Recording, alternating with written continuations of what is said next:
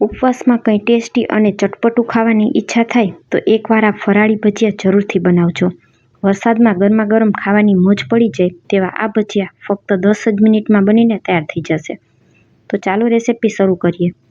સૌથી પહેલાં આપણે ચટણી બનાવી લેશું.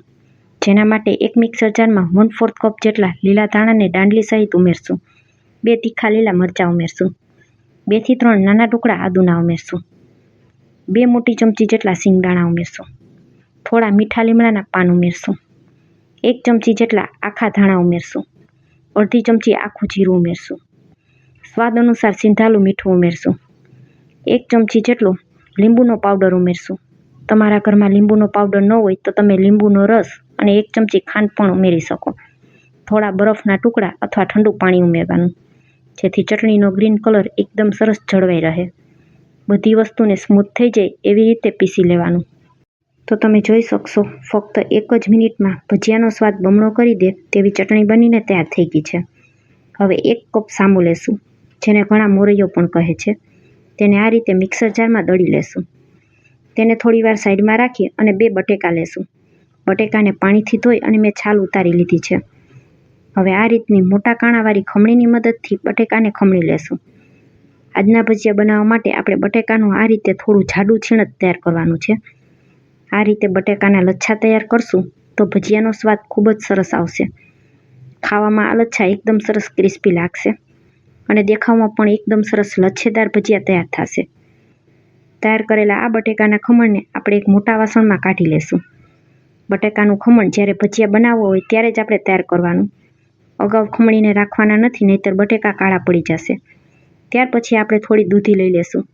દૂધી આ રીતે બી વગરની અને એકદમ સરસ કુમળી હોય તેવી લેવાની. દૂધીની છાલ ઉતારી અને તેને પણ મોટા કાણાવાળી ખમણીની મદદથી જ ખમણી લેશું. આજના ભજીયા બનાવવામાં મેં દૂધી અને બટેકા બંને વસ્તુનો ઉપયોગ કરેલો છે. દૂધીથી ભજીયામાં ખૂબ જ સરસ સ્વાદ આવશે. તમે ઈચ્છો તો એકલી દૂધી અને એકલા બટેકાનો પણ ઉપયોગ કરી શકો. ત્યાર પછી 1/4 કપ જેટલા સાબુદાણામાં મેં 1/4 કપ જેટલું પાણી ઉમેરી 1 કલાક માટે પલાળી દીધા હતા. તો તેને સાથે ઉમેરશું. ત્યાર પછી દળીને રાખેલો મોરૈયો ઉમેરી દેશું. 3 થી 4 ઝીણા તીખા લીલા મરચાં ઉમેરશું. તીખા મરચાં ઉમેરવાથી ભજીયાનો સ્વાદ ખૂબ જ સરસ આવશે. સ્વાદ અનુસાર મીઠું ઉમેરશું. અડધી ચમચીથી થોડી ઓછી હળદર ઉમેરશું.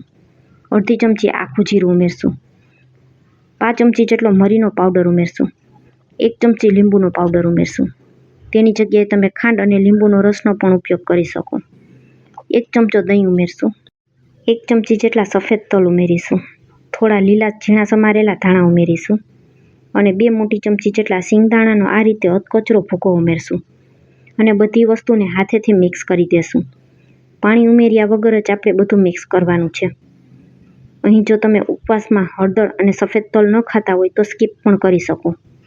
આપણે જે બાલાજીનો પેકેટનો ફરાળી ચેવડો ખાતા હોઈએ છીએ તેમાં હળદર ઉમેરેલી હોય છે. તો જે લોકો હળદર ન ખાતા હોય તે લોકોએ હળદર સ્કીપ કરી દેવાની.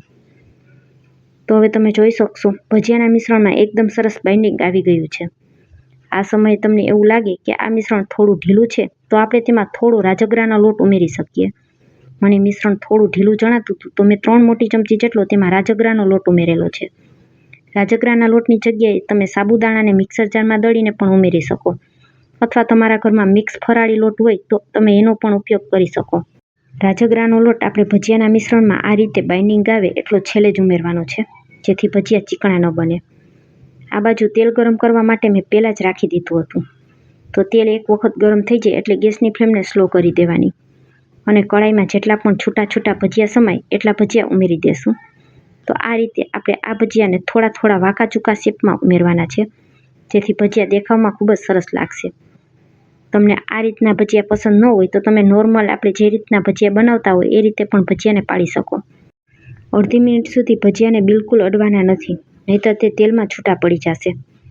અડધી મિનિટ જેવો સમય થશે એટલે ભજીયા તમે જોઈ શકશો તેની મેળાએ તેનો શેપ લઈ લેશે. તો ત્યાર પછી આપણે તેને જારાની મદદથી હળવા હાથે ફેરવી લેવાના અને બંને બાજુ એકદમ સરસ ગોલ્ડન બ્રાઉન થઈ જાય ત્યાં સુધી તેને તળાવા દેશું. ભજીયાના એક બેચને તળાતા ફક્ત 5 જ મિનિટ જેવો સમય લાગશે. આ ભજીયાને એકદમ ધીમા તાપ ઉપર તળવાના છે, જેથી વચ્ચેથી બિલકુલ કાચા ન રહે. વિડીયોમાં બતાવેલી રીત મુજબ ભજીયા બનાવશો એટલે આ ભજીયા એક પણ ટીપું તેલનું નહીં પીવે. તૈયાર કરેલા ગરમા ગરમ ભજીયાને આપણે તૈયાર કરેલી ચટણીની સાથે સર્વ કરશું. તો ફ્રેન્ડ્સ, આજની રેસીપી અહીં સુધી જોયા પછી તમને જરા પણ પસંદ આવે તો વિડીયોને એક લાઇક કરજો, તમારા ફ્રેન્ડ્સ અને ફેમિલી સાથે શેર કરજો અને મારી રેસીપીઓ તમને જોવી ગમતી હોય તો મને સપોર્ટ કરવા બદલ મારી ચેનલને સબસ્ક્રાઈબ કરજો. Thanks for watching.